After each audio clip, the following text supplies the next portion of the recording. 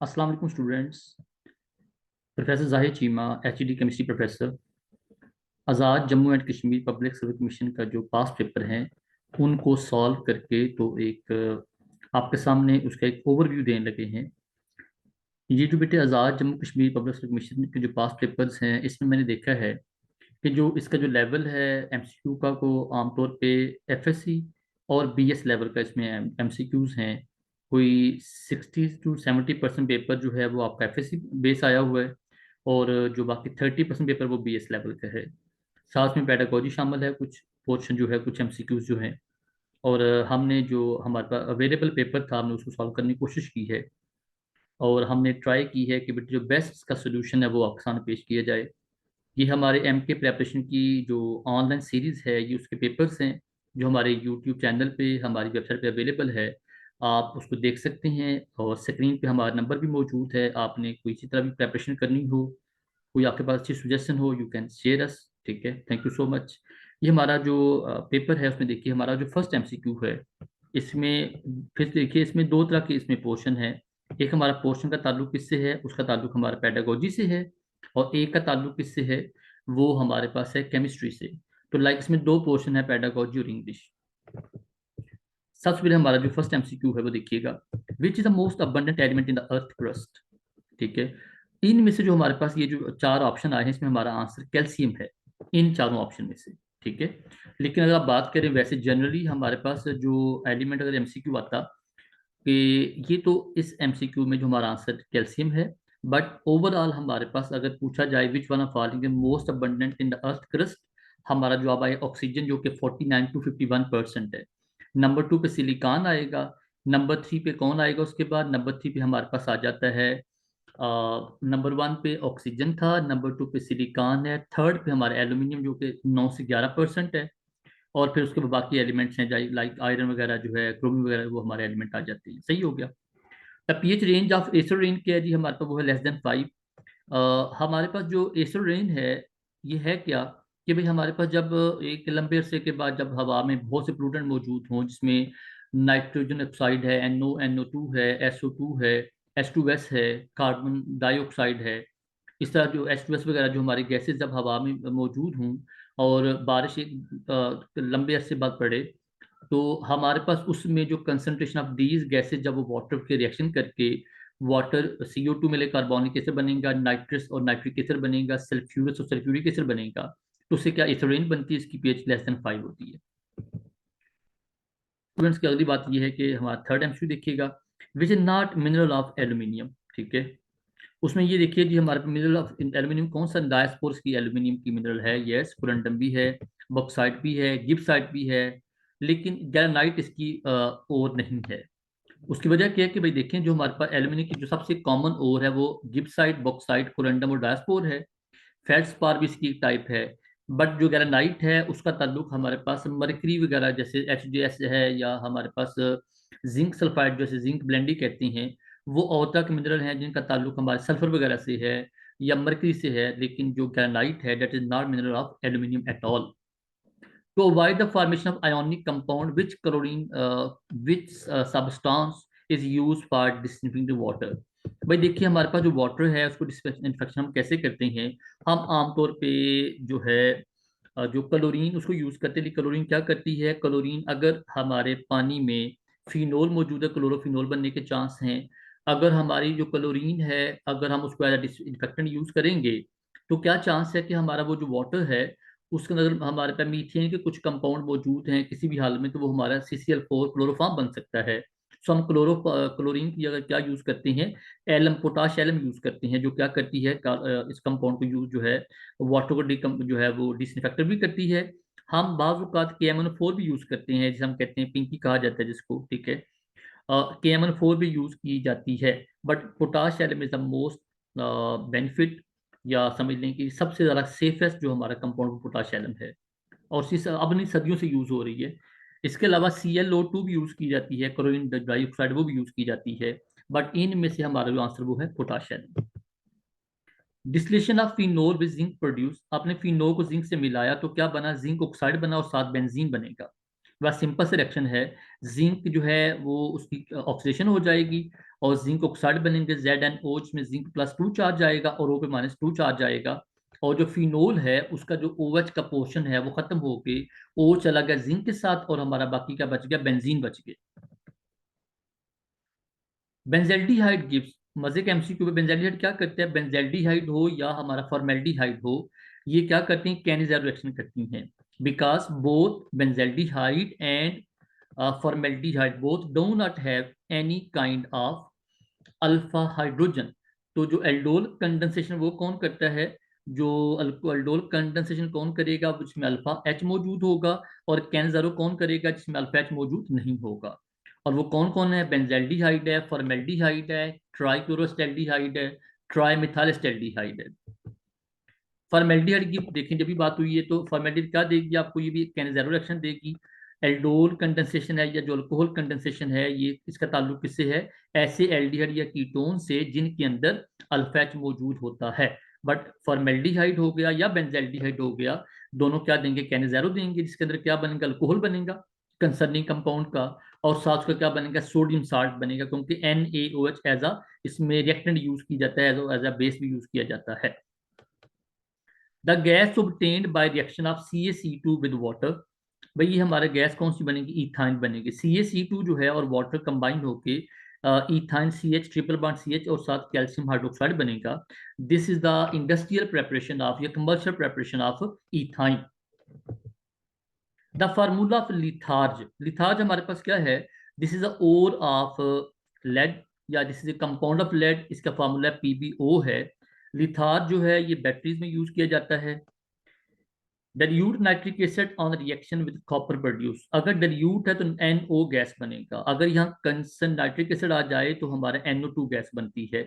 ये फर्क याद रखिएगा, फिर सुन लीजिए। डाइल्यूट जो नाइट्रिक एसिड है अगर कॉपर से मिले तो क्या बनता है, NO बनता है। अगर इसी रिएक्शन में अगर आप कंसिडर कर ले तो हमारा आंसर NO2 बन जाता है।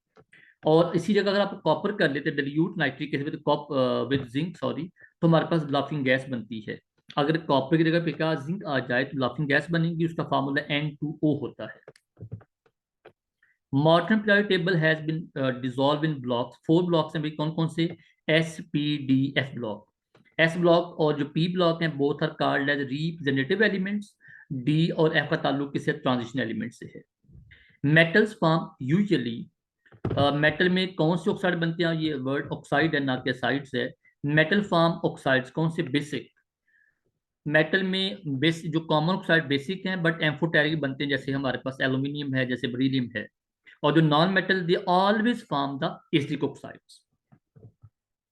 Amphoteric oxides are those which possess या which process properties about both, acid property भी हैं, बेसिक प्रॉपर्टी भी हैं। और उसके एग्जांपल हमारे पास क्या है, जिंक ऑक्साइड है, बेरिलियम ऑक्साइड है, एल्यूमिनियम ऑक्साइड है, these are common amphoteric oxides. तो इनमें प्रॉपर्टी कौन सी होंगी, इनमें एसिडिक और बेसिक दोनों मौजूद होंगी। Best position for hydrogen in the pure table is above first A group of, क्यों है जी, बोथ इलेक्ट्रोपॉजिटिव।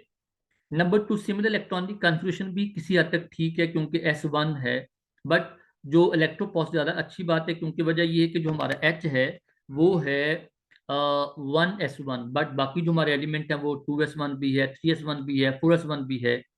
अगर हम थर्ड ऑप्शन की बात करें, से both are found in free state, that's not possible because first element sodium वगैरह जो है वो तो हमारे कंबाइंड फॉर्म में होते हैं और H हमारा हमेशा फ्री फॉर्म में होता है। तो हमारा आंसर क्या आएगा, फर्स्ट आंसर आएगा।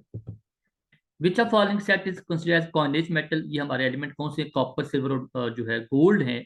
विच आर एलिमेंट बिलोंग्स टू, ये हमारे एलिमेंट जो अगर आप इनमें देखें तो ये हमारे जो तीनों एलिमेंट इन दोनों का ताल्लुक किससे है, डी ब्लॉक एलिमेंट से है। तो डी ब्लॉक एलिमेंट में जो हमारे इन हम कहते हैं these are elements known as first B elements, first B elements हैं। फिर आगे सेकंड बी आते हैं, वो कौन से, जिंक एलिमेंट मर्करी है। फिर आगे थर्ड डे आते, थर्ड बी आ जाए वो हमारे पास है वो जो आप एलिमेंट शुरू स्कैंडियम वाला वो शुरू हो जाते हैं, ठीक है। इस तरह मीन हमारा पहले फर्स्ट बी आएगा, फिर सेकंड बी आएगा, फिर वापस चले जाएंगे toward third B fourth B. In which of following pair of elements belong to same group, okay, boron and beryllium both are different because boron हमारा थर्ड ग्रुप का member है, beryllium सेकंड ग्रुप का member है। तो इसका answer क्या है, nitrogen and phosphorus, because both nitrogen and phosphorus both belongs to same जो हमारा ग्रुप है हम ग्रुप नंबर कौन सा कहते हैं, ये देखिएगा, अगर आप लोग नाइट्रोजन की इलेक्ट्रॉनिक काम की बात करें तो 1s2, 2s2, 2p3 है। तो 2p3 का मतलब क्या है कि असल में ये हमारे जो एलिमेंट का ताल्लुक किससे है, ये फिफ्थ ग्रुप के मेंबर हैं। These are belongs to representative elements, because जो फर्स्ट है हमारे पास वो कौन से वाले हैं, फर्स्ट वाले हमारे कौन से वाले हैं, वो हमारे पास हैं, अगर फर्स्ट वालों की बात तो हमारा वो है अल्कली मेटल है, सेकंड है कौन से अल्कान अर्थ मेटल है, थर्ड है हमारे कौन है बोरान एल्यूमिनियम है, फोर है कार्बन सिलिकॉन है, और फिफ्थ हमारे कौन से नाइट्रोजन एंड फास्फोरस है।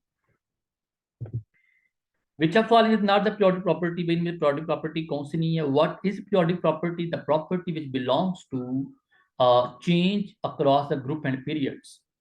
तो मेल्टिंग पॉइंट है, बॉइलिंग पॉइंट है, आई है, तीनों का ताल्लुक किससे है कि ये across the period and groups change होते हैं।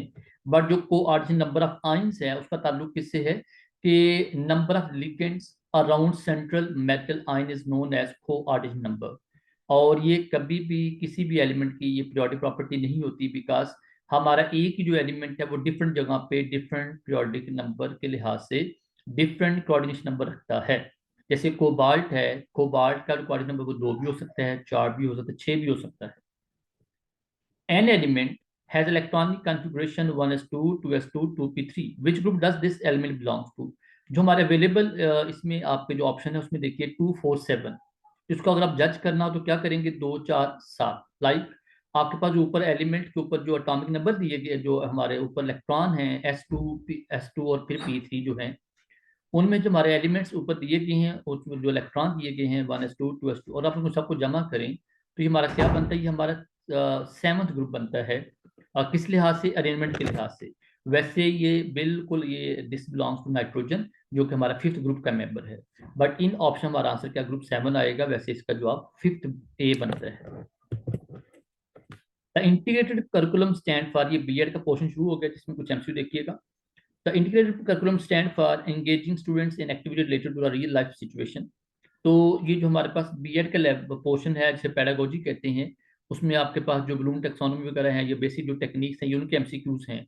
इनको आपने एज सच, हमारी कुछ बुक्स अवेलेबल हैं, इल्मी जो है बुक, इल्मी जो आपके बुक्स हैं उनमें एक हमारा कैप्सूल के नाम से बुक मिलती है, जिसमें आप कहते हैं कि आपके पास जो वो जो बुक है उसमें ये सभी एमसीक्यू जिक्र होता है, ठीक है। तो ये उसको आप ऐसा याद कर लीजिए, बीएड का जो बेसिक पोर्शन है अबाउट स्टडी जो है वो आपने देख लेना है इसके लिए, ठीक है। For planning of curriculum it is essential to do, भाई इसके लिए आपको क्या करना पड़ेगा, प्रोग्रामिंग तो वो तो हमारा कंप्यूटराइज काम है, वो आपको जरूरत नहीं है। सिचुएशनल एनालिसिस वो आप एक कॉमन वर्ड है। मीन डिजाइनिंग स्ट्रेटेजी, कि आप क्या करें, स्ट्रेटेजी डिजाइन करें कि आपने आपने असल में करिकुलम में आपने क्या चीज सिखाना चाह रहे हैं बच्चों को।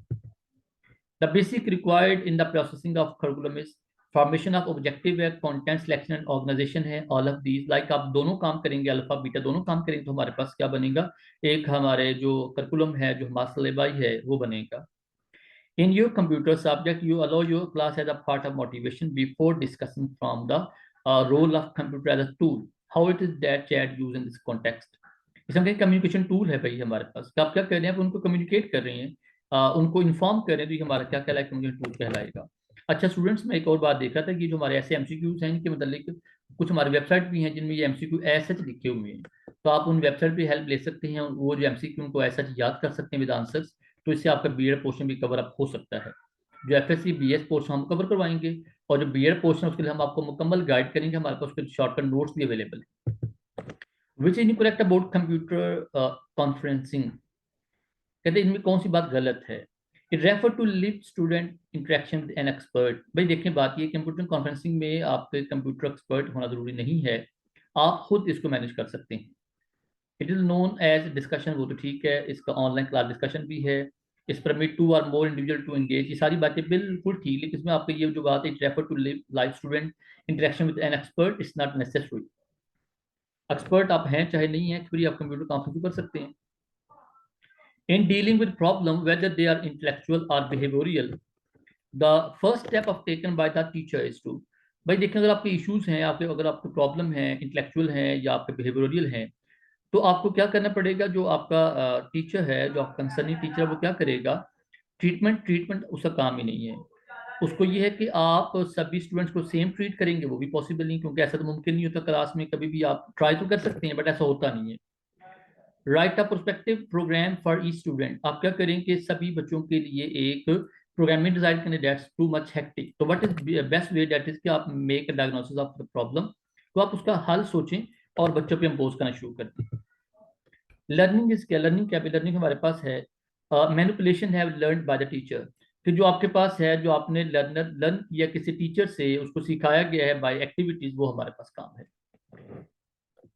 Psychology the science of human being, no, ये तो हमारे पास साइकोलॉजी, उसका ताल्लुक हमारे पास नॉट स्पेशली ह्यूमन बीइंग है, एनिमल बिहेवियर से भी उसका सबसे शांत तरीका हमारा क्या है, बिहेवियरल एंड जो आपके पास सिचुएशन है उसकी स्टडी का नाम हमारे पास क्या है, that is called as psychology. उसका सबसे बेस्ट आंसर क्या है, बिहेवियर है। The ability of think subtractly and to learn readily from experience is called a learning। Learning क्या है कि आपने देखिए मेमोरी, मेमोरी क्या है, वो आपके पास एक जो आपके पास इंफॉर्मेशन है उसको अगर आपने माइंड में कीप अप किया, दैट इज मेमोरी। इंटेलिजेंस क्या है, इंटेलिजेंस एक हमारे पास बाय डिफॉल्ट एक प्रोग्रामिंग है जो आपके अल्लाह ताला ने आपके दिमाग में की हुई है, वो इंटेलिजेंस है। थिंकिंग क्या है, उसका ताल्लुक है कि आप चीज़ों को किस तरह पर्सपेक्टिव में लेके चलती हैं। तो what is left, that is learning, कि आप लर्न क्या किया आपने अपने एक्सपीरियंस से, आपने डाटा पढ़ के। Intelligence is composed of 9 distinct primary mental capabilities which are suggested by the Gardner। ये एलन गार्डनर का पूरा नाम है, इन्होंने ये कॉन्सेप्ट दिया था about intelligence. An intelligence test that predicts how well you will do in the college is an aptitude test। देखें आप क्या करते हैं, आप देखा अगर आप एमफिल करते हैं, बीएस करते हैं, पीएचडी करते हैं, तो आपका टेस्ट किया जाता है, कहते हैं गैट कहते हैं, ठीक है। तो जो गैट असल में क्या है, गैट एमफिल है या गैट सब्जेक्ट है, वो क्या असल में आपका एक एप्टीट्यूड टेस्ट है कि आप कितने अच्छे तरीके से खुद को परफॉर्म कर सकते हैं। Examination give at the end of course to see how much you have learn, और आपने एंड पे क्या किया है, आपने कोई जो कोर्स डिजाइन किया गया था उसके एंड तक आपने क्या लर्न किया, उसका ताल्लुक किससे रखेगा, अचीवमेंट टेस्ट, कि आपने क्या अचीव किया है पूरे सिलेबस में। General sciences branch of natural sciences, ठीक है। अब जनरल साइंस का ताल्लुक किसी का, आप जनरल साइंस लाइक आप जब उसको स्टडी करते हैं तो आप नेचुरल साइंस की बात कर रहे होते हैं। You are not talking about pure sciences, वो तो प्योर साइंसेज नहीं, उसमें जो वर्ड नेचुरल साइंस है उसमें सभी जो एरियाज आ जाते हैं, तो हम वर्ड क्या कॉमन क्या यूज करते हैं, natural sciences. Panel is a form of, ये पैनल भी हमारे पास क्या है, this is a form of, you can say, ये हमारे पास डिस्कशन टाइप है, कि जब आप इसमें पैनलिंग कर लेते तो डिस्कशन आ जाती है इसमें, आप डिस्कशन करेंगे तो वो हमारे पैनलिंग बन जाएगी। सेट इंट्रोडक्शन शुड टेक, भाई आपके सेट जो इंट्रोडक्शन है उसके लिए आपको कितने मिनट चाहिए, कहा जाता है इसके लिए हमारे पास जो सबसे बेस्ट टाइम वो कौन सा है, वो 5-10 मिनट्स हैं, जिसमें आप सेट जो है उसको आप जो चीज़ें उनको बयान कर सकते हैं।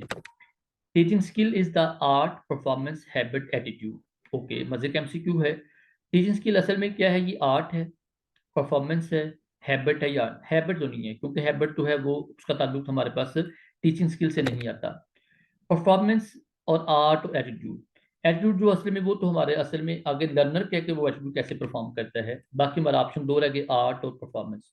तो टीचिंग का असल में क्या एक आर्ट है जो आपको सिखाया जाता है, सीखा जाता है कि आप कैसे अच्छे तरीके से चीज़ों को लेके चलते हैं अपनी क्लास में। One statement summary is a form of teacher evaluation, क्या आप अबाउट टीचर जो है उसको अगर आप एवेल्युएट करते हो तो आप एक सिंगल लाइन में उसको एक स्टेटमेंट में कर देते हैं कि good, not good, etcetera. But student valuation हमेशा वो लॉन्ग टर्म चलती है, उसमें आप चीज़ों को डिफरेंट चीज़ों को कैटेगराइज कर रहे होते हैं, तो वो स्टूडेंट वैल्यूएशन आ जाती है। फॉर्मेशन एवोल्यूशन है, समिटेटिव एवोल्यूशन है, ये उसमें हमसे कोई नहीं, हमारा आंसर टीचर एवोल्यूशन ही आता है। In research something that does not very is called a method, भाई देखिए आपने कोई रिसर्च कर रहे हैं, you want to impose chemistry में, आप जो आपने सजेशन करनी है, आपने कुछ ऐसा कोई भी आपने जो है वो डिस्टर्ब डिस्टिलेशन करनी है, यू वांट टू परफॉर्म अब सॉल्वेंट एक्सट्रैक्शन, तो आपका मेथड कभी नहीं बदलेगा। कंट्रोल ग्रुप बदल सकता है, वेरिएबल हो सकता है, कांस्टेंट नहीं, इसका वर्ड मेथड यूज करेंगे।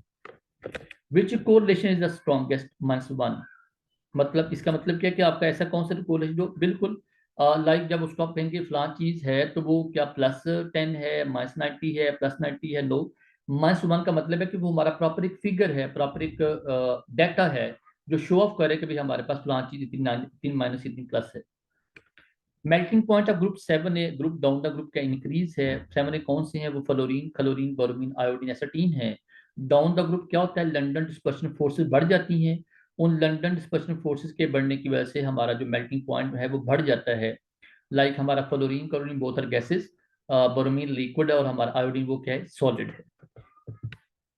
ऑक्साइड ऑफ बेरिलियम और एम्फोटेरिक हम पीछे कैटेगोरिकली बता भी चुके हैं कि ऑक्साइड बेरिलियम के हैं, जिंक के, और जो हमारे एल्यूमिनियम है ऑल आर एम्फोटेरिक, बिकॉज जब बेरिलियम को आप सोडियम हाइड्रोक्साइड से रिएक्शन करवाएंगे तो हमारा सोडियम Na2BeO2 बनेगा।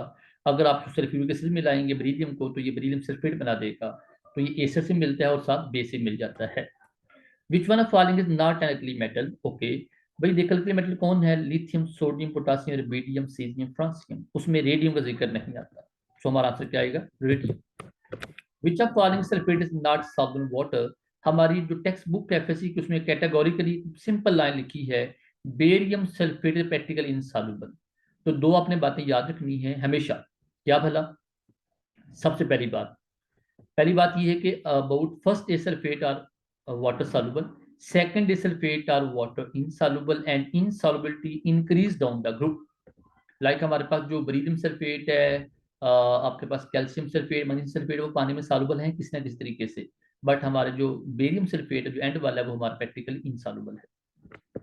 The element caesium bear resemblance with, भाई सीजियम का ताल्लुक किससे? फर्स्ट एलिमेंट से। और ये जो कैल्शियम क्रोमियम जो है ये दोनों हैं, दोनों फर्स्ट एलिमेंट्स नहीं बिलोंग करती, सो इनमें कोई रिजेम्बलेंस नहीं आती।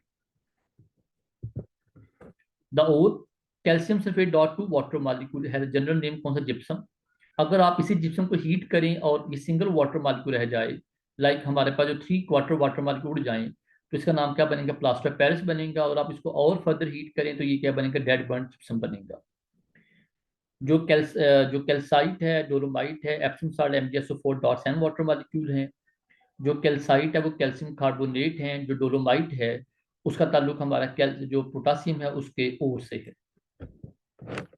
Down cell is use to prepare sodium metal. Okay, इसमें आप क्या करते हैं? सोडियम क्लोराइड को हीट अप करते हैं। लाइक हीट अप करने का मतलब ये है कि उसको आप in the presence of current जो है, जो सेल है आपका है, वो सेल, हमारे सेल में कैथोड भी है, एनोड भी हैं। तो सोडियम क्लोराइड मेल्ट डाउन होगा और वो क्या करेगा? क्लोरीन से इलेक्ट्रॉन लेकर सोडियम मेटल बना के सेपरेट हो जाएगा। Which element is deposited at the cathode during electrolysis of brine cell? Nelson cell. Brine KD, that is the considered solution of NaCl is called a brine solution। और इसमें क्या होता है कि ब्राइन सोल्यूशन जो है, क्योंकि वाटर भी है साथ NaCl भी मौजूद है, आप इसको हीट अप करेंगे इन द प्रेजेंस ऑफ जो आपकी करंट है, वो क्या करेगी? सोडियम हाइड्रोक्साइड बनाएगी। और NaCl और वाटर जो जब दोनों की इलेक्ट्रोलिसिस होगी तो बाकी हमारे पास सोडियम हाइड्रोक्साइड बनेगा। और H2 और Cl2 क्या वहां गैसें निकल जाएंगी। H2 कहाँ से निकलेगी? कैथोड पे। और एनोड पे क्या क्लोरीन गैस निकलेगी। तो हमारा आंसर क्या आएगा? H2 आएगा। Which of following substance conduct current by moving of ions? अगर इलेक्ट्रॉन की बात करते हैं हमारा जवाब ग्रेफाइट आता है, कॉपर आता है, बट यहाँ बात हुई है आइन से, तो हमारा जवाब क्या आएगा? Molten sodium chloride. वजह मोल्टन सोडियम क्लोराइड में Na पॉजिटिव है, Cl नेगेटिव आइन मौजूद है, that's why. Which one of following give white precipitate aqueous solution of barium chloride? Okay, आपने बेरियम क्लोराइड उसमें क्या बनाना है? आपने यू वांट टू प्रेसिपिटेट, तो क्या बनाएंगे? बेरियम सल्फेट बनाएंगे। और बेरियम सल्फेट कैसे बनेगा? वो बनेगा सोडियम सल्फेट से, ताकि हमारा NaCl बने और साथ बेरियम सल्फेट बने। और अभी हमने क्या मेंशन किया है? बेरियम सल्फेट पानी में क्या? इनसॉल्युबल होता है। विच of following carbonate is water insoluble? वो कैल्शियम कार्बोनेट जो संगमरमर आपके घर में लगा हुआ है वो वाटर इनसॉल्युबल होता है। हम कहते हैं फर्स्ट ए जो हमारे कार्बोनेट्स हैं, बाई कार्बोनेट्स हैं, वाटर सॉल्युबल हैं। और सेकंड एलिमेंट्स हैं उनके जो कार्बोनेट्स और बाई कार्बोनेट वो वाटर में आमतौर पर इनसॉल्युबल, जो जो हमारे कार्बोनेट्स हैं स्पेशली जो मैग्नीशियम कार्बोनेट है, कैल्शियम कार्बो वाटर में इनसॉल्युबल होते हैं। इन डायफ्राम सेल, ओके, ये कौन डायफ्राम सेल? असल में क्या नेल्सन सेल की बात ही हो रही है। Hydrogen is discharge by reduction of NaCl। आप क्या करेंगे? आप सोडियम क्लोराइड को क्या, जो जब आप उसको आप करंट से सेपरेट करेंगे तो NaCl जो है सेपरेट होगा। और जो Cl गैस है, Cl नेगेटिव क्या करेगा? खुद को ऑक्सीडाइज करेगा और इलेक्ट्रॉन देगा। जो इलेक्ट्रॉन कौन लेगा? हाइड्रोजन, और हाइड्रोजन गैस बन के सेपरेट हो जाएगा। तो हमारा जवाब क्या आएगा? वाटर, HCl, H2S, बल्कि हमारा आंसर क्या आएगा? NaCl जो है वो ऐसा जो है उसके पार्ट जो है वो सेपरेट होंगे।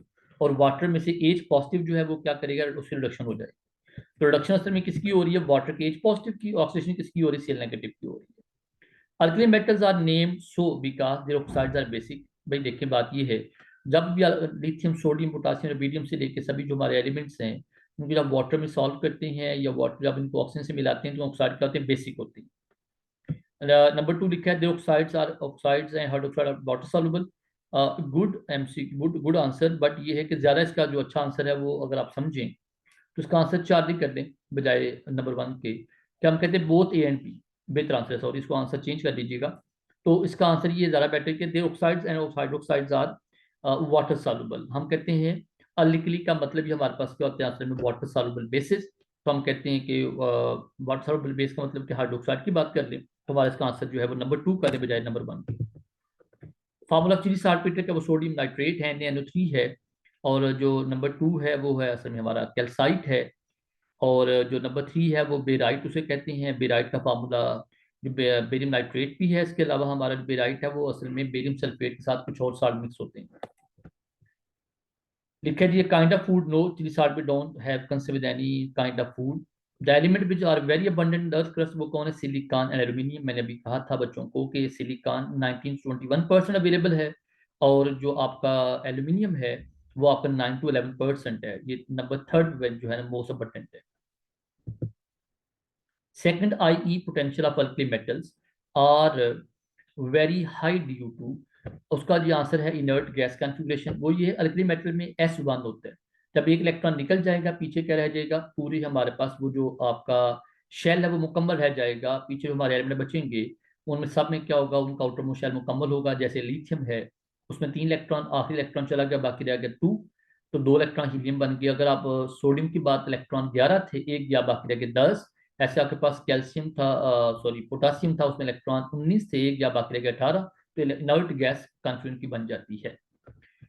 Magnesium metal does not burn in the vessel containing. भाई देखें अगर आप इसको नाइट्रोजन से मिलाएंगे तो क्या बने? मैग्नीशियम नाइट्राइड बनने के चांस हैं। अगर आप O से मिलाएंगे तो फौरन MgO बनेगा। बट अगर आप इसको नियॉन से मिलाएंगे तो नियॉन का मैग्नीशियम से कोई रिएक्शन नहीं होता, हमारा नियॉन आएगा। The oxides of beryllium are amphoteric, yes ठीक है, बिकॉज दे आर एम्फोटेरिक। वो एस्टर बेस दोनों से मिलते हैं। Gypsum is applied to soil as a source of calcium and sulphur, दोनों देंगे क्योंकि जिसमें का फार्मूला क्या है? CSO4.2 water molecule. तो ये क्या देगा? सल्फर भी देगा, साथ ऑफ कैल्शियम भी देगा। अगर यहाँ पे लाइम लिखा था CaO तो वो जस्ट कैल्शियम देता। स्वीडिश केमिस्ट जे बर्जेलिस ने क्या किया? ये वर्ड बर्जेलिस है। Determine the atomic mass. J Berzelius ने में क्या किए? इसने 3-4 काम किए। इसने नंबर 1 क्या किया? एटॉमिक मास दिए। नंबर 2 इसने क्या दिया आपको? इसने आपको वाटरफॉल थ्योरी का कॉन्सेप्ट दिया। इसने आपको वर्ड जो कैटालाइसिस है वो भी इसी बंदे ने कॉन्सेप्ट दिया था कैटालाइसिस का। तो इसके 3 काम है। The number of atom present in a molecule का एटॉमिसिटी। जैसे हमारे पास ग्लूकोज है C6H12O6 है तो इसकी एटॉमिसिटी क्या होगी? 24 होगी। जैसे बड़ा कॉमन MCक्यू एग्जाम में आता है द एटॉमिसिटी ऑफ हीमोग्लोबिन, हमारा जवाब 10,000 आता है। 10 की पावर जो उसका जवाब है 4 आता है, जवाब उसका 10,000। ठीक है। Oh positive example of cation. भाई ऊपर पॉजिटिव चार्ज तो केटाइन होगा। अगर यहाँ इलेक्ट्रॉन सिंगल होता तो क्या आता? फ्री रेडिकल आता। अगर नेगेटिव चार्ज तो एनाइन आ जाता। स्टेबल मॉलिक्यूल ये है ही नहीं है। The term relative atomic mass refer to mass of an atom of element as compare to mass of carbon 12। पहले पहले हमने क्या लिया? हाइड्रोजन लिया था। फिर लेकिन H का मसला क्या था कि H गैस है, स्टेबल नहीं रहती। फिर हमने ऑक्सीजन की ट्राई की। उसका मसला क्या था? ऑक्सीजन भी गैस है, उसका जो है वो जो उसका जो स्टेबिलिटी है वो हमारे पास जो है वो भी पॉसिबल नहीं होती कोई भी। ठीक है। तो बाकी हमारे पास क्या बच गया? आंसर हमारा बच गया carbon taken as 12। The instrument that can be used in measure that exact masses of different isotopes is called as mass spectrophotometer. इसमें मैस स्पेक्ट्रोफोटोमीटर कह लें या मैस स्पेक्ट्रोमीटर कह लें, बात एक ही है। ज्यादा अच्छा आंसर मैस स्पेक्ट्रोमीटर था बट ऑप्शन हमारे पास यही दिया गया था क्वेश्चन पेपर के अंदर। तो मैस स्पेक्ट्रोमीटर का जवाब आएगा जो क्या करेगा? मैस और चार्ज वैल्यू के लिहाज से एलिमेंट के अंदर जो मौजूद आइसोटोप उनको सेपरेट करेगा। M/E। इसके हमारे कुछ पोर्शन भी, लाइक हमारा जो पहला पोर्शन वो क्या है? आप उसमें पहले एटोमाइजेशन करेंगे, फिर उसके बाद उसकी आयोनाइजेशन करेंगे, फिर उसको आप गुजारेंगे उसको आपको पोटेंशियल डिफरेंट पोर्शन में से गुजारेंगे। फिर हमारे पास क्या आएगा? मैग्नेटिक फील्ड आएगा, फिर हमारा इलेक्ट्रिक फील्ड आएगा। The number of molecule present 10 gram of water. 10 gram water का मतलब कि अभी हमारे पास वाटर का जो मैस है वो मोलर मैस वो 18 होता है। तो 10 ग्राम का मतलब क्या? ये 9 ग्राम थोड़ा सा ज्यादा है। तो हमारा जवाब क्या आएगा? अगर ये एग्जैक्ट 9 ग्राम हो तो हमारा जवाब का 3.01 10 की पावर 23 आ जाता, हाफ आ जाता, हाफ मोल। अगर हाफ मोल है जवाब तो हमारा मॉलिक्यूल ज्यादा ही होंगे। बट क्योंकि 10 ग्राम हमारा थोड़ा सा मोल ज्यादा है तो हमारा जवाब क्या आएगा? 3.37 आ जाएगा। The less number of molecule present in 30 gram of following. बगैर सोचे समझे आपने क्या इन एमसीक्यू के जवाब कैसे देने हैं आपने, बगैर सोचे समझे देखिएगा। अगर हम 30 ग्राम को इनमें से डिवाइड करें, देखिए जितना हमारा डिनोमिनेटर क्या होगा, बड़ा होगा, तो हमारा जवाब क्या छोटा आएगा। तो इनमें से सबसे बड़ा आंसर, सबसे बड़ा मैथ किसका है, N2O4 का। तो हम 30 ग्राम को N2O4 के मैथ से डिवाइड करेंगे तो हमारा जवाब छोटा आएगा, नंबर ऑफ मोल कम आएंगे। नंबर ऑफ मोल जब कम आएंगे, हमारा नंबर ऑफ मालिक वो भी क्या होंगे, कम होंगे। तो इन एमसी को आपने जवाब ऐसे याद रखना है, बगैर दिमाग में रख लें इस बातों को, ठीक है। विच of following has highest percentage of nitrogen, again वैसा बड़ा सिंपल से एमसीक्यू देखिएगा जरा। अब नंबर 1 क्वेश्चन में देखिएगा, एन तो दो हैं बट साथ सल्फेट SO4 है, मैथ ज्यादा बढ़ेगा। नंबर 2 देखिएगा, यहाँ पे NH4 N अकेला है और साथ PO4 मौजूद है। लाइक मैथ ज्यादा होगा, जब मैथ हमारा डिनोमिनेटर में मैथ ज्यादा होगा जवाब छोटा आएगा। नंबर 3 का भी यही हाल है। नंबर 4 देखिएगा, NH2 PO2, तो PO2 का मतलब हमारा यहाँ जो मैथ है वो बाकी सबसे क्या होगा, कम होगा। और N हमारे हैं भी दो हैं, तो हम क्या करेंगे 14, जो इसका मैथ है नाइट्रोजन का मैथ 14, एक N का मैथ है, दो N का मैथ 28, 28 को डिवाइड करेंगे किससे, डेल्टा वाले से, मैथ से डिवाइड कर हमारा जवाब क्या आएगा, वो सबसे ज्यादा उसमें परसेंट नाइट्रोजन आ जाएगा। जैसे आपके पास अमोनिया का एग्जाम्पल, अमोनिया NH3 है तो उसकी 83% नाइट्रोजन है। अगर यूरिया है तो N2H4 है, CO है, उसमें 46% नाइट्रोजन है। अगर अमोनियम नाइट्रेट NH4N3 है तो उसमें 35% नाइट्रोजन है। लाइक जो जो साथ वाले जो हमारे कंपोनेंट का मैथ बढ़ता जाता है, एन की जो परसेंटेज कम होती जाती है। अगला एमसीक्यू बड़े मजे का, what is the number of sodium ion produce when 0.1 mole of Na2PO4 are completely associated with the water. आपने इसको वाटर में डिजोल्व किया है Na2PO4 को, 0.1 मोल था Na, क्योंकि यहाँ पे दो हैं तो दो बनेंगे, 0.1 मोल जो है Na दो है तो 0.1 को Na दो से, लाइक दो से मल्टीप्लाई करेंगे, 0.2 बन जाएगा। तो क्या करेंगे 0.2 को एफ वो गेट नंबर से जब आप क्या करेंगे मल्टीप्लाई करेंगे, हमारा जो आपका आएगा 1.2। 6.0 10 की पावर 23 मल्टीप्लाई बाय क्या करेंगे 0.2, जो हमारा 1.2 आ जाएगा। The sound extraction is equilibrium process is controlled by distribution law. ये सिंपल एमसीक्यू है। और ये हम यूज क्यों करते हैं, to separate different organic solvent, different organic compound, different inorganic compound from the any solution. जैसे आप लोग क्या करते हैं, आप आयोडीन को सेपरेट करते हैं from solution of potassium iodide by using CCl4। जैसे आप ईथर एक्सट्रैक्शन करते हैं। Which of following element does not belongs to macro nutrient, वो कॉपर है। हमारे न्यूट्रिएंट दो तरह करते हैं, माइक्रो और मैक्रो। मैक्रो कौन, जिनकी अमाउंट 5 किलोग्राम से लेके हमें 200 किलोग्राम तक चाहिए होती है। और जो माइक्रो है वो कौन से, वो 5 ग्राम से लेके 200 ग्राम तक चाहिए होती है। तो कॉपर वो थोड़ी अमाउंट में चाहिए होता है जमीन के अंदर पर एकड़, तो उसे हम कहते हैं micro nutrient. Which member with an each member of population has an equal likely chances of belongs selected, it is called as non-random sampling method। आपने देखें ओवरऑल क्या किया, पॉपुलेशन में से एक जैसी चीज की है, रैंडम आपने चीजों को जो है वो पकड़ा है। लाइक आपने ओवरऑल पूरी पॉपुलेशन को आपने उसको सेलेक्ट किया, that is non random sampling method कहते हैं।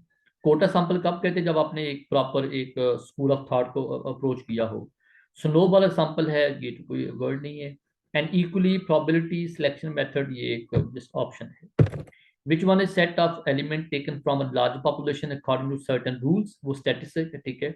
स्टैटिस्टिक्स आप क्या करते हैं कि आप स्टैटिस्टिक्स अप्रोच में क्या करते हैं कि आप एक जो पॉपुलेशन है उसमें आप डिफरेंट फार्मूला, डिफरेंट रूल के साथ उनमें उसकी वैल्यू लेते हैं, चाहे वो पॉपुलेशन के लिहाज से हो, चाहे उनकी एज के लिहाज से हो, चाहे उनके जिसे कहते हैं उनकी एथनिक रेस के लिहाज से, कुछ भी हो सकता है इसमें। The quantity of cognitive development that involve custody of information over time is called a conduction। इसे कंडक्शन कहते हैं। कंडक्शन मतलब ये कि आप चीज़ों को, जो आपका जो लर्निंग है, जो डेवलपमेंट है, उसको विद द एडिशन ऑफ जो इंफॉर्मेशन है उसको आगे लेके चल रहे हैं। ये स्टूडेंट हमारे जो बीएड के एमसीक्यूज हैं इनको दोबारा देख लीजिएगा, क्योंकि हमने जो बेस्ट हमारे अवेलेबल आंसर थे हमने कोशिश की है वो आपको देने की, बट इसमें कुछ भी चेंजेस पॉसिबल हैं। Because we are chemistry professor, तो आप इसमें कुछ ना कुछ, अगर कुछ ऐसा को आंसर एमसीक्यू वगैरह है जिसमें आंसर जो है वो मल्टीपल है या चेंज है, you can correct us. Thank you. Formation valuation is conducted in education, क्या करने के लिए, on the start. Formation valuation का मतलब on the start after completing 1/3। ये हमारे पास आप इसको साथ साथ चलाते रहते हैं, कंटिन्यूसली ड्यूरिंग करते रहते हैं, ताकि हमारा जो उसकी वैल्यूएशन है वो with the passage of time हमें उसका डाटा मिलता रहे और हमें पता चलता रहे कि हमारी जो अप्लाइड थ्योरी है, हमारा जो अप्लाइड मेथड वो कितना अच्छा है। Wish for getting highest marks in class is the example of motivation called extensive. Okay, क्या आप चाहते हैं कि आपके मार्क्स अच्छे हैं? कौन सी मोटिवेशन है? डाटा एक्सटेंसिव मोटिवेशन कहा जाता है इसको, डेटाबेस है। इन्वायरमेंटल नहीं है, इसमें इंड्यूस भी नहीं है, क्योंकि इंड्यूस को आपने कर नहीं सकता, को आपके अंदर वैसे विश आ जाती है। The development involve in the recognition of right and wrong is called as mental approach, it's not moral. ये जब आप मेंटल अप्रोच हो जाएगा, खुद ये मॉरल के अंदर आ जाएगा। तो हमारा असल में ये मेंटल वर्ड है, ना कि मॉरल है। Execution of policy with in a limit established bye administration is responsibility of management. भी आपने क्या एग्जीक्यूट करना है, तो वो किसने करना है? स्टाफ ने करना है। तो बात ये है कि ये काम एग्जीक्यूशन ऑफ पॉलिसी जो आपने अप्लाई करनी है, ये आपने execution of policy with in the limits established bye administration responsibility of, sorry इसका आंसर स्टाफ है, ना कि मैनेजमेंट, सॉरी इसका जवाब स्टाफ है। तो उसको स्टाफ ने, क्योंकि आपको जो पॉलिसी दी गई है एडमिनिस्ट्रेशन को ऑब्जर्व करे, तो ये काम किसका है? वो स्टाफ का है। उसका आंसर स्टाफ कर लीजिएगा। The level of management concerned about activity as an observer is called as level of management। कौन सी वाला? Staff level management. कि आप जो है वो स्टाफ उसको ऑब्जर्व कर रहा होता है, और ऑब्जर्व करके उसको जो पॉलिसी आपके पास आई होती है वो आपको उसको देख रहा होता है, अप्लाई कर रहा होता है। The requirement of few technical skill and more planning and conceptual activity is characteristics of level of management called top। आपको भाई क्या चाहिए? आपको चाहिए कि आपने प्रॉपर प्लानिंग की हुई है, आपको प्रॉपर कॉन्सेप्ट एक्टिविटी का पता है, तभी आप उसको चीज़ डिजाइन करेंगे ना। हमारा आंसर क्या? Top. 20 teacher working under supervision of one principal is example of organized। It's not tall, it's not flat, it's not complex, it's only organized। Area source of innovation for psychological foundation are teaching process, learning process भी है, student practice भी है, all of above भी है। But बात है आपने psychological foundation की, तो हमारे पास टीचिंग प्रोसेस है, जब उसमें आप क्या करेंगे, स्टूडेंट्स के अंदर एक उसकी प्रॉपर बुनियाद बांध देंगे कि इसमें लर्निंग कैसे की जाती है। First I E of alkyne earth metal is greater than alkali metal because, भाई देखें जो हमारे अल्कली मेटल में है S1 है, और अल्काइन अर्थ मेटल वो S2 है। तो S2 जो है उसमें इलेक्ट्रॉन क्योंकि पेयर्ड हैं, तो इलेक्ट्रॉन पेयर्ड होने की वजह से उसका जो एटॉमिक है वो भी क्या होगा? पहले से छोटा होगा, और उनमें इलेक्ट्रॉन पेयर अप होने की वजह से इलेक्ट्रॉन निकालना क्या होंगे? मुश्किल होंगे। विच of following shows diagonal relationship periodic table, वो कौन है? लिथियम एंड मैग्नीशियम है। डायगोनल का ताल्लुक क्या होता है कि हमारे जो एलिमेंट्स हैं उनकी प्रॉपर्टी आपस में आमतौर पे सेम होती हैं, हालांकि उनका ताल्लुक डिफरेंट ग्रुप से होता है। तो हमारा जवाब है lithium and magnesium. Lithium belongs to first A, magnesium belongs to second A. Sodium hydroxide name as caustic soda because, alpha इसका जवाब है, पहला जवाब है। It corrodes the organic tissue. Caust का वर्ड कहते हैं टू बर्न समथिंग। इसमें जो डेल्टा ऑप्शन है वो भी लोगों को जो जो है सच वो बच्चों का दिमाग वहां जाता है कि ये फैट से मिलता है तो सोडा बनता है, but that's not a good answer. Boron is non metal, where aluminium is a metal, it is due to, भाई देखें इसमें ऐसा कोई इसका जो जो जवाब है वो नन है। बिकॉज बोरान का नॉन मेटल होना और एल्यूमिनियम का मेटल होना, इसमें स्मॉल साइज का हाई न्यूक्लियर चार्ज कोई कंसर्न नहीं है। ये आप कह सकते जो बोरान नॉन मेटल है, लेकिन आपको पता है नॉन मेटल हमारे पास, अगर हम स्मॉल साइज की बात, तो जो लिथियम है उसका साइज भी स्मॉल होता है, वो तो लेकिन वो मेटल है। ठीक है। हाई न्यूक्लियर चार्ज की बात करें तो हमारे पास नो डाउट बोरान में न्यूक्लियर चार्ज ज्यादा है किसी एल्यूमिनियम से, बट ये दो चीजें इसको जो है वो एज नॉन मेटल के तौर पर नहीं की जा सकती। हमारा जवाब है none. Substance found in dried up lakes of Tibet and California, वो कौन है? वो टिनकल है। क्योंकि ये हमारे पास जो टिनकल है ये बोरेक्स की फॉर्म में है, Na2B4O7.10 वाटर मॉलिक्यूल, इसका जवाब क्या आएगा? टिनकल आएगा। Borax is white crystalline salt and it is more soluble in the hot water, इसका जवाब आएगा नंबर 2। बुक में लिखा है कि जब इसको 63.5 से पहले हीट करते हैं तो इसकी सॉल्बिलिटी कम होती है, लेकिन इसको जब टेम्परेचर बढ़ाएंगे हमारी सॉल्बिलिटी बढ़ जाती है। डेटाबेस है ये। Which of following does not give borax bead test, वो कौन? एल्यूमिनियम है, क्योंकि बोरोबीट टेस्ट आमतौर पे कौन से एलिमेंट देते हैं, इनका ताल्लुक मेजोरिटी एलिमेंट्स हमारे कौन से वाले हैं? They are the transition elements and aluminium is not a transition element. ये आपको ये टेस्ट नहीं देता। अच्छा, जो बोरबीट टेस्ट में करते क्या है कि आप बोरस को हीट अप करते हैं किसी न किसी हमारा वो जो ग्लास है, ग्लास ट्यूब उसके ऊपर या प्लेटिनम वायर के ऊपर, और जब आप बोरस को हीट अप करेंगे ये ग्लासी मैश बनेगा, उसके ऊपर आप उस एलिमेंट को स्प्रिंकल करेंगे जिसको आपने चेक करना है, तो हमारे वहां पे बीट का कलर क्या बताएगा कि कौन सी एलिमेंट है। Special feature of borate glass क्या है? ये हीट रेजिस्टेंट होता है, नो मेल्टिंग नहीं होता, इसका मेल्टिंग पॉइंट बहुत ज्यादा होता है। प्रिपेयर कामिकल गार्डन इसका ताल्लुक किससे? वो है सोडियम सिलिकेट से है, तो थर्ड इसका आंसर नहीं है, इसका आंसर अल्फा है। The metal which is use to in thermite process, वो कौन है? एल्यूमिनियम है। बिकॉज आयरन कॉपर जिंक जो है वो रिएक्टिव नहीं होते, एल्यूमिनियम यूज की जाती है। एल्यूमिनियम ऑक्साइड क्या है जी? कैटेगोरिकली तीन चार दफा बताया गया बच्चों को कि एल्यूमिनियम ऑक्साइड है, बेरिलियम है, और उसके बाद और कौन है, जिंक है। These are amphoteric oxides.